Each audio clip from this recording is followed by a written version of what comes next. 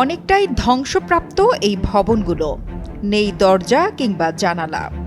আর জঙ্গলে ভরে যাওয়া জনমানবহীন পতিত এই ভবনগুলো এড়িয়ে চলে সাধারণ মানুষ।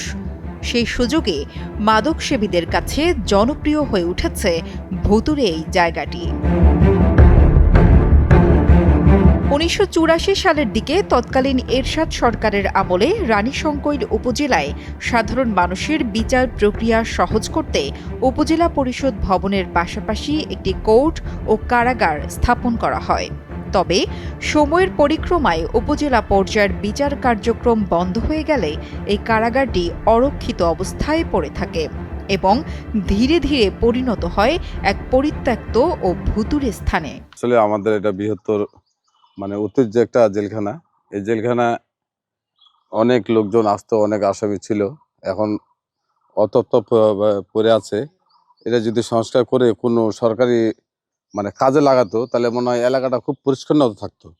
এখানে অনেক রাত্রে দিনে সকালে সন্ধ্যা সবসময় ছেলেবেলে অকামে আড্ডা দেয়। কারাগারটির দরজা, জানালা, লৌহ কপাট, তালা, গ্রিল, এমনকি ইট পর্যন্ত খোয়া গেছে চোর চক্রের হাতে।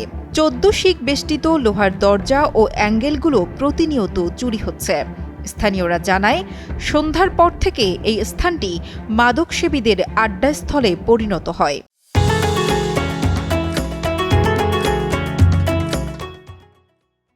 এখানে একটা কাঠ নেই, একটা লোহার ছোট দরজাটা পর্যন্ত নেই। এখানে যত লোহার পাইপ ছিল, ইলেকট্রিকের পাইপ ছিল, ওয়াটার লাইনের পাইপ ছিল, একটা পাইপ পর্যন্ত এখানে নেই। সব চুরি। ওই ছেলেপেলে আড্ডা দিচ্ছে। এখন এটা হয়ে গেছে একদম বদ্ধ একটা জায়গা। কেউ অভিযোগ আছে এটা নিয়ে আমাদের থানা প্রশাসন থেকেও। এখানে অবশ্যই নেশাটা একটু ভাইরাল। এটা একদম কমন হয়ে গেছে যে হয়তো আমি আমার এটার বাইরে গেলে আমি করতে পারবো না।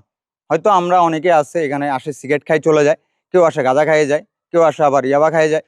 যার যেটা প্রয়োজন হয় সে সেটা করেই যায় এখান থেকে। এই স্থানে সরকারি নতুন কোনো প্রকল্পের উদ্যোগ কিংবা পরিত্যক্ত এই কারাগারটি সংস্কার করার দাবি জানিয়েছে স্থানীয়রা। এই জেলখানাটি অনেকদিন থেকে অকেজ হয়ে পড়ে আছে। এই জেলখানাটিকে মেরামত করে যে কোনো একটা সরকারি প্রতিষ্ঠান বানালে আমাদের এলাকা উন্নত হবে এবং ছেলেপেলের আড্ডাটা কমে যাবে। পরিত্যক্ত কারাগার ভবনটি পরিদর্শন করেন রানীশংকৈল উপজেলা নির্বাহী কর্মকর্তা। জেলা ম্যাজিস্ট্রেটের মাধ্যমে কারা অধিদপ্তরকে একটি বিস্তারিত প্রতিবেদন পাঠানোর প্রস্তুতি নেওয়া হয়েছে বলেও জানান এই কর্মকর্তা। আজ আমাদের রানীশংকৈল উপজেলার একটা পরিত্যক্ত কারাগার ভবন আছে।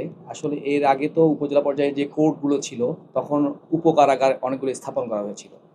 তবে এইখানে যে পরিত্যক্ত কোর্ট আছে সেখানে আমার কাছে বিভিন্ন ধরনের অভিযোগ আসে। অনেকেই এখানে নাকি বিভিন্ন ধরনের নেশাজাতীয় দ্রব্য গ্রহণ করে এবং স্থানীয় যে পরিস্থিতি সেটাকে বিশৃঙ্খলা তৈরি করার চেষ্টা করতেছে।